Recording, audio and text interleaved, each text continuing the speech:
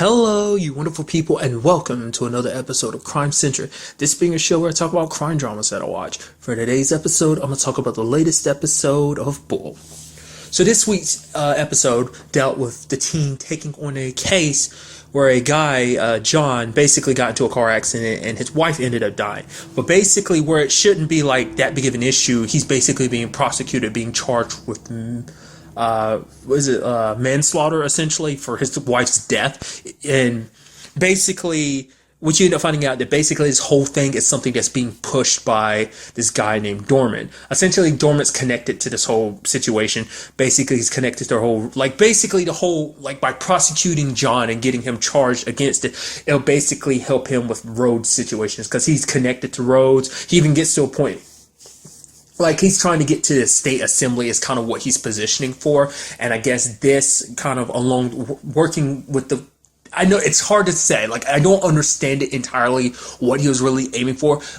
In layman's terms, he was just a douchebag trying to manipulate the situation to benefit himself and as well as other people that are close to him, and essentially. So basically, he's the one that's pushing for prosecution against John, even though John didn't do anything wrong. But they're trying to paint him, and the prosecutors are basically trying to paint it so that it's like, okay, John was drunk, outright saying John was drunk, which was a total lie because he was actually under the alcohol limit, because he was there's obviously the legal limit that you can legally be buzzed this much to drive, and he was under that alcohol level in his system. So plus he was saying the fact is that him and Karen were arguing, which is something he had hid from the team, which was true. He did.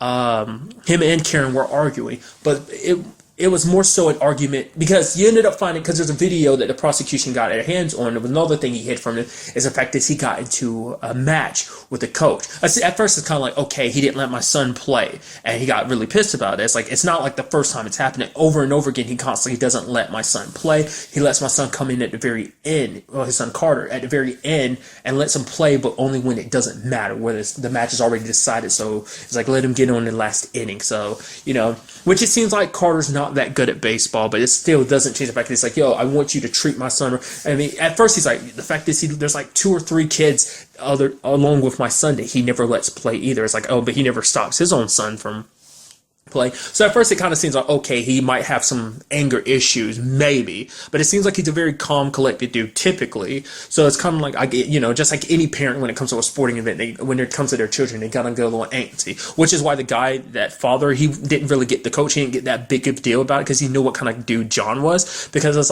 every parent kind of gets uppity at those type of events. But what you end up learning is what kind of plays into an argument you have with Karen is the fact, because it's something Bull kind of figured out, because it was actually interesting seeing him kind of bond with Carter a little bit in this episode, talking to him and everything. But he picked it up that basically Carter has essentially a motor issue.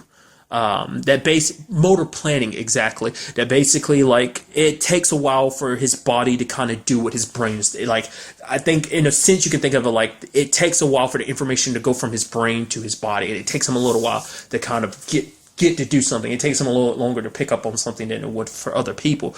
The thing is, John has never let anyone know that. That's why the coach never gave him special treatment in the sense of being a little more understanding and letting him play a little bit more kind of, things would have been different if the coach had known ahead. He was okay, I'll let you, rather than just thinking he outright sucks. The fact is that it's a little difficult for for Carter. So it would have meant he would have given Carter some more time, practice with him a little bit more. But you understand where John was coming from. Because Karen's mind is oh, how dare you be like that? It's you're ashamed of our son. She wanted to kind of explain that to the coach, but John got pissed at him because John, at the end of the day, doesn't want his son to be treated any differently. And it's the moment something like that happens, people start treating him differently, and maybe he feels his son would be a little ostracized, cast out by other people if they knew. And and like I said, it comes from a very loving and caring place, but at the same time it's at the end of the day, because Bull points it out to him, your son wants you to be proud of him. That's why he strives so hard. It's and John's I'm proud of my son. It's okay, we know that, but let him know that.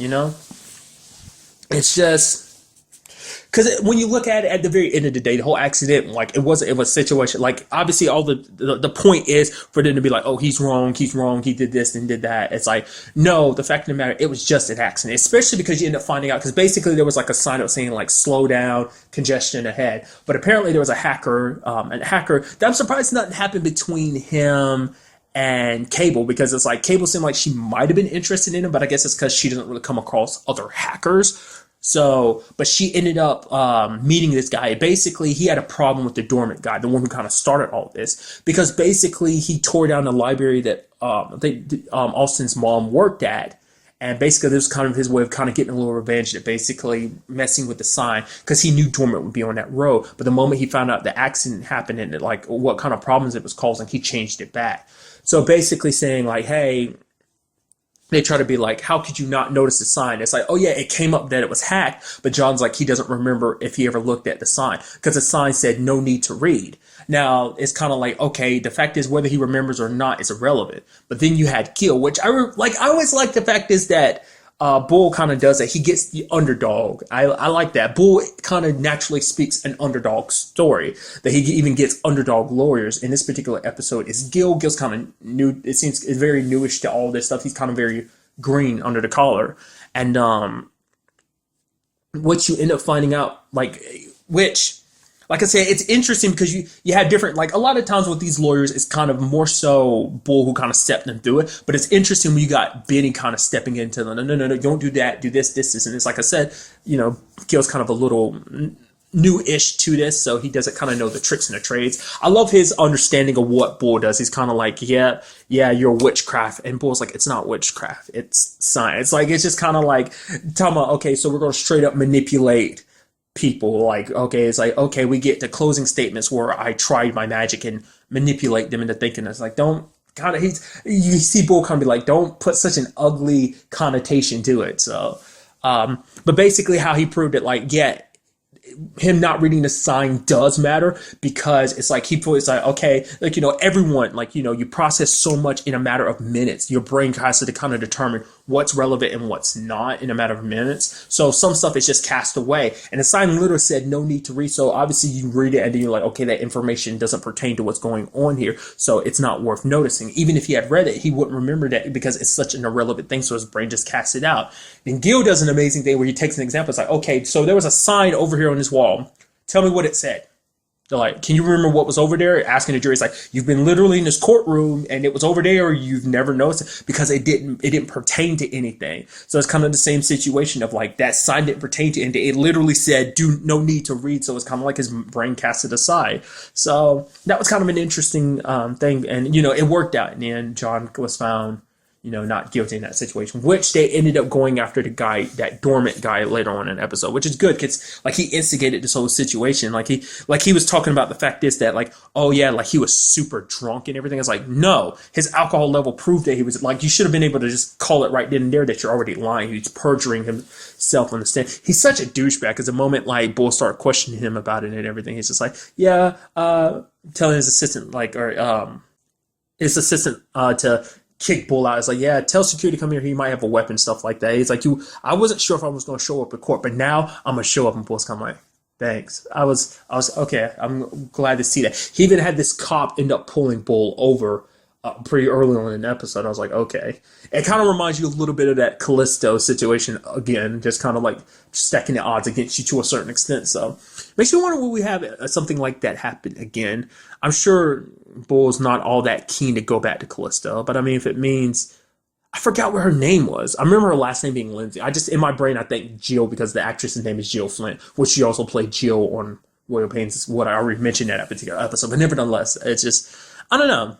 It's kind of like it's one of those episodes where it's like, it's really an episode where it's just kind of sad all around. Like, it's like, it doesn't change the fact that it's like, what happened doesn't suck. It's like he's still a single dad. That's the whole point. It's like, we're not going to let him go to jail because he's a single dad. And it's like, if he goes to jail, his son Carter will be put in a foster care. And they're like, they didn't want to do that to them. So, An interesting thing that kind of popped up in this episode, because everyone kept noticing, it's like, wow, you've been wearing these certain things, these certain clothes and stuff like that, talking about Marissa, and Marissa's kind of like, don't pay, like, the rule is we don't investigate each other. And that's a very interesting thing. It's like, that has not come up before, but it's like, yeah, the team does not investigate each other, which Danny kind of rebuttals like, well, what about the fact is that you say that, but we're a team of investigators, so how are we not going to do that?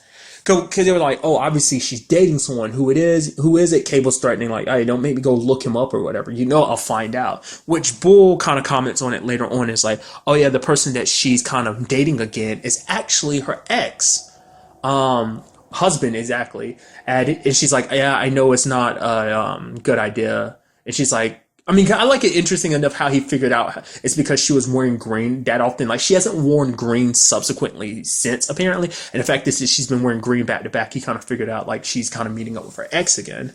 But basically, she's like, I know it's not a good idea. She's like, I promise next time, like, if things go south, that I won't come to you. And Bull's like, no, like, if they do, I want you to come talk to me. Like, don't ever feel like you, because I guess, like, that's kind of how they really. Well, I'm not going to say that's how they actually met up, because, I mean, we still don't really know the timeline of that situation, like how long it's been since, like, her and her ex split, how long her and Bull known each other. Was that the first time? Maybe she came to him as, like, a therapist, like, maybe because, his psychologist, I mean, he's coming from this as a psychologist, but at one point in time, he was a lawyer, but maybe she came to him as just a friend of, like, opening up to the fact that, said, like, hey, I went through this, but she, like, he was there for her, and she's like, I don't want to burden you with that again, because, it's like, that I kind of was a little, heartbroken and not my usual self at that time. It's like, so I'm not going to put you there. He's like, no, you're my friend and I'm going to help you. So don't ever feel like you can't talk to me, which is very sweet. And it's just like, I would have been very interested to see, I was thinking it back in my mind. I mean, it did, like, she kind of said there was no way that was going to happen again. It's like, she can't be, romantic with, stubborn men of a certain intellect, kind of, lumping, the dude from last episode and Bull together. I was wondering if it was going to be him or just some new guy, but it's like not even him, and it's not a new guy. It's actually another old flame from the past being her ex. So that was kind of interesting. Oh yeah, and the final thing I want to talk about too is that judge from the beginning of the episode, Judge Lamgan. Very interesting. Like, the fact is that him and Marissa are having that conversation at the beginning, and he's like, oh yeah, it's tea in her cup. It's like, oh, that could be anything. He's like, no, it's definitely tea. And she's like, wait, how do you know that it's just. It's like, never mind. Because the way they talked and everything, it seemed like there was something between him and her in the past. That the fact is that she came to him about this trial and everything. That because she knew that John was kind of getting a rough deal, so she wanted Bull to kind of help him out and everything. And it's like she kind of brought that case to his attention. And at the end of the episode, you end up finding out that she's kind of being brought in as state attorney. Is that what it was? But nevertheless, it blew my mind. Like, the fact is, it was like that. He's like telling Gil at the beginning, it's like, oh yeah, lawyers typically, defense, usually sit on the right in this county. And he's like, okay. And she's like, Bull, like, she's like telling him to kind of calm down a little bit, kind of not interfere with her court too much or something like that. So it's just kind of interesting to me that, seeing, like, we do see, because there's like, wasn't it like the first episode you ended up seeing that cop he ended up running across, and she's like, Bull, and he, like, the kind of little smirk across her face. So it's like there was a little something there. So I'm guessing, maybe this is stuff that subsequent. I mean, I'll admit it. Bull seems like a very charming dude. Like, we don't really know much. I mean, we've seen little bits, hints in there, but we really don't know what it's like to be in a relationship with him. That's why I'm waiting for the episode where we get introduced to his ex-wife / Benny's sister. So just to kind of figure out what kind of woman was married to and what she's like, what her personality is like. I'm waiting for that episode. It's got to be an episode. Lately, I've been kind of on a ball where it's like, oh yeah, I bring these up in these type of things, and eventually I get what I want. It's pure storytelling perspective. It's not like I'm being psychic or anything. I want that episode, and it's not like I'm like, oh, the universe is trying to give it to me, so it will happen. It's like, no, just from a storytelling perspective, it's a big part of Bull's life, so obviously they're going to introduce that. So, so she plays a pivotal role in kind of like explaining a little bit about his past. Like, to put it in a different perspective, it's like Leverage. You take Leverage, for example. Nate from Leverage. His ex-wife pops up quite a many times. Probably, I don't know how many times.